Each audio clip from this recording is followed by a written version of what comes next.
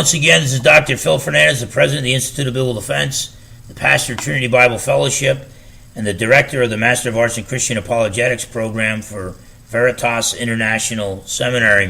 Before I get started, I'd like to say, I'm pro-military. I like the fact that the military protects our freedom. I don't always agree with the way our political leaders send us to sometimes meaningless wars. I think war should be a last resort. I also don't like that they send the military into war and then don't try to win, which just puts makes Americans shed their blood in vain. So I am pro-military, but I don't like, I do not like when guys kind of boast that they served in the military and they brag about it. I find that to be kind of arrogant. I would never do such a thing. I would never do such a thing myself, and it's plainly arrogant. And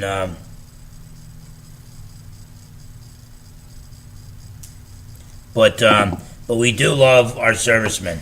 Today, I want to talk about the divine attribute, God's omnipotence. God's omnipotence. It means that God is all-powerful. This is often misunderstood by people. Like the atheist objection used to be, no knowledgeable atheist still uses this objection because it's been so thoroughly refuted. But they used to say, well, look, for a being to be all-powerful, it could do anything. So if God's all-powerful, he could do anything, which would include creating a rock that is too heavy for him to lift. But then if he can't lift the rock, he's not all-powerful. Therefore, no all-powerful God exists. Well, the problem with that is that no great intellectual Christian theologian for the past 2,000 years has defined God's omnipotence, God being all-powerful. No theologian has defined God's omnipotence as God being able to do anything. The Bible teaches there are some things God cannot do. God cannot sin, God cannot lie, God cannot change his mind, God cannot fail, yet God is all-powerful. In fact, because God is all-powerful, he can never fail. So being able to create a rock that even God can't lift, that would be a failure. Now, God is the creator of that rock, will always be able to lift that rock, will always be able to master his creation because he's all-powerful. So all-powerful means that God can never fail and that God is limited by nothing outside. He's not limited by anything outside of his own nature. Now, because God is all good, he cannot do evil.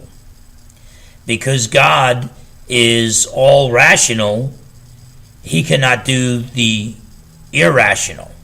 He cannot create square circles. So God can't do evil. He can't do contradictions. He can't create contradictions. And because God is just, he can't do that which is unjust.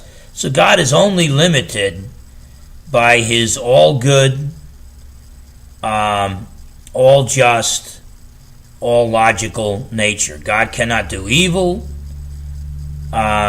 because to be able to do evil, you'd be limited by evil. God wouldn't be infinite. He wouldn't be all-powerful. So since God is all-powerful, he will always be able to control or lift or whatever. He will always be able to master everything he's created. It's interesting that, in a sense, Lucifer is that creation of God. He thinks he's a rock too heavy for God to lift. He thinks that as a creature, he is somehow going to be able to master the Creator, and Satan's got a losing thing going. God is all powerful, Satan is not, and in the end, Satan will lose. And so that's omnipotence. God is all powerful.